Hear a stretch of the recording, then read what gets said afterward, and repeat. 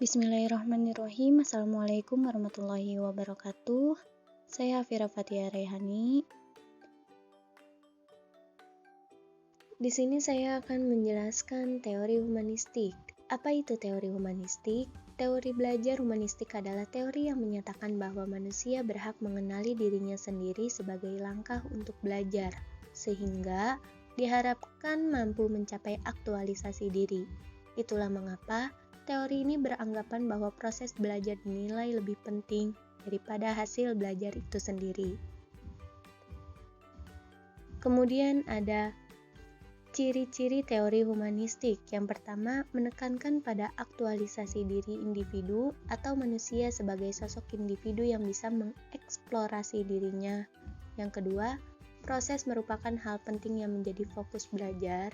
Yang ketiga, melibatkan peran aspek kognitif dan afektif. Yang keempat, mengedepankan pengetahuan atau pemahaman. Yang kelima, mengedepankan bentuk perilaku diri sendiri. Dan yang keenam, tidak ada yang berhak mengatur proses belajar setiap individu. Lalu selanjutnya ada pendekatan humanistik dalam konseling. Yang pertama, memfokuskan pada potensi individu secara aktif memilih. Yang kedua, membuat keputusan tentang hal-hal yang berkaitan dengan dirinya sendiri dan lingkungannya. Yang ketiga, pribadi sehat, yaitu apabila individu bisa menerima diri apa adanya. Dan yang terakhir, pribadi tidak sehat atau gangguan jiwa disebabkan karena individu yang bersangkutan tidak dapat mengembangkan potensinya atau pengalamannya tertekan.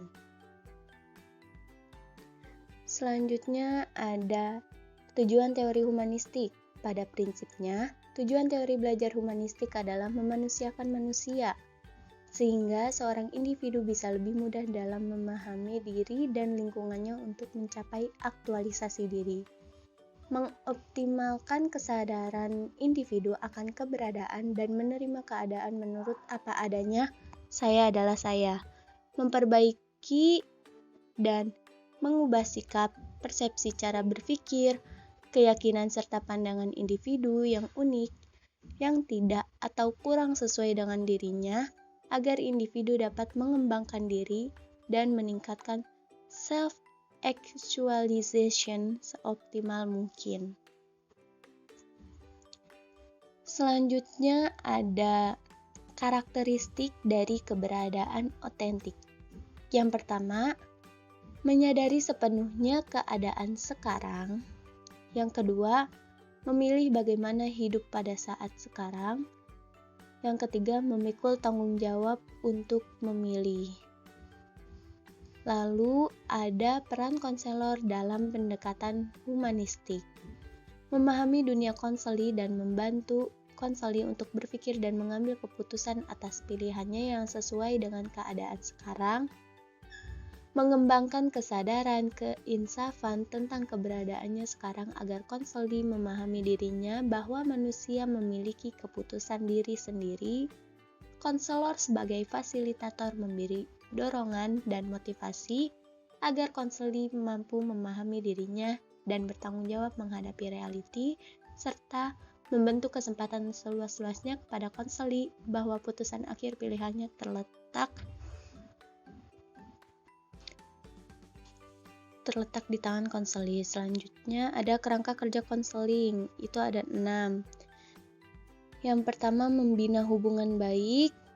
Yang kedua, membuat konseli bisa menerima dirinya dengan segala potensi dan keterbatasannya. Yang ketiga ada merangsang kepekaan emosi konseli. Yang keempat ada membuat konseli bisa mencari solusi permasalahannya sendiri. Yang kelima ada mengembangkan potensi dan emosi positif konseli. Dan yang keenam ada membuat konseli menjadi adequate.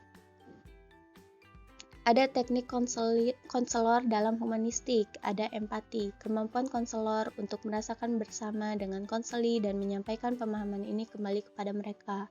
Ada positive regard atau acceptance, sangat menghargai konseli karena keberadaannya. Dan ada congruence, genuineness, kondisi transparan atau apa adanya dalam hubungan therapeutic.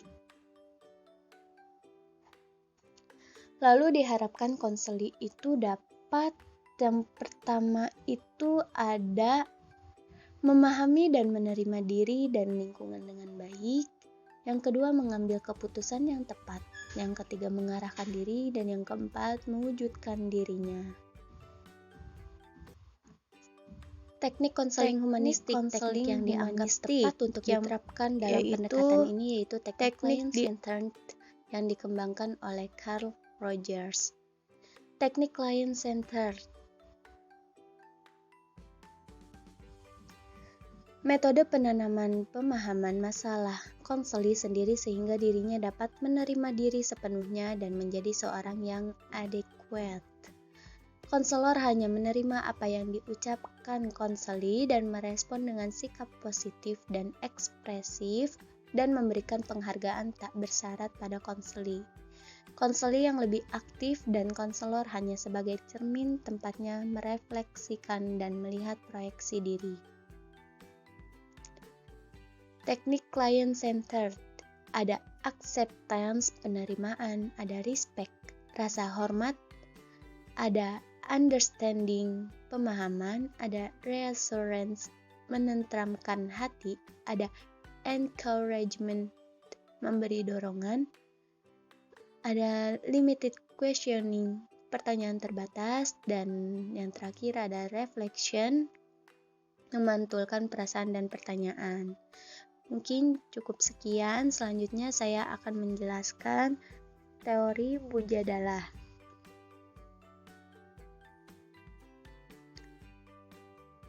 Teori Mujadalah yang baik, teori ini dapat digunakan untuk membantu klien yang sedang dalam kebimbangan, keraguan-raguan, atau kesulitan dalam mengambil keputusan. Untuk membantu klien yang kebimbangan dapat dilakukan dengan Mujadalah bil Hasan, yaitu memberikan bimbingan dengan menggunakan bantahan dan sanggahan yang mendidik dan menenteramkan.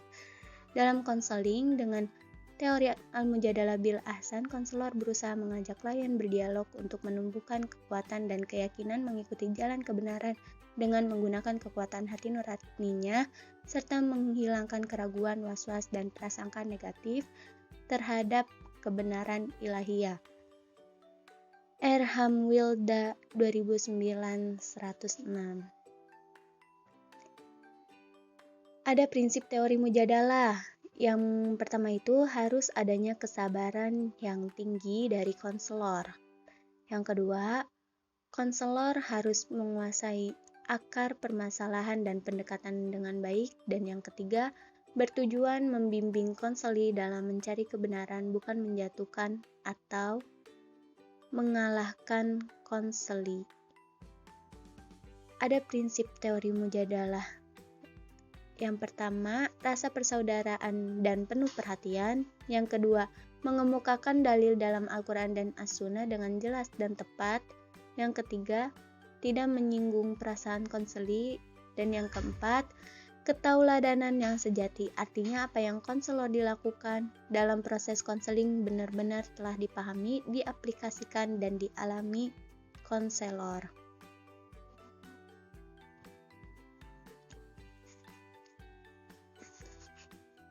Teknik konseling, teknik yang bersifat lahir yaitu dengan menggunakan alat yang dapat dilihat, didengar, atau dirasakan konseli, yaitu dengan menggunakan tangan dan lisan.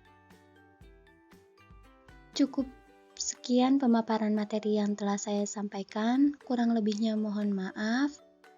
Wassalamualaikum warahmatullahi wabarakatuh.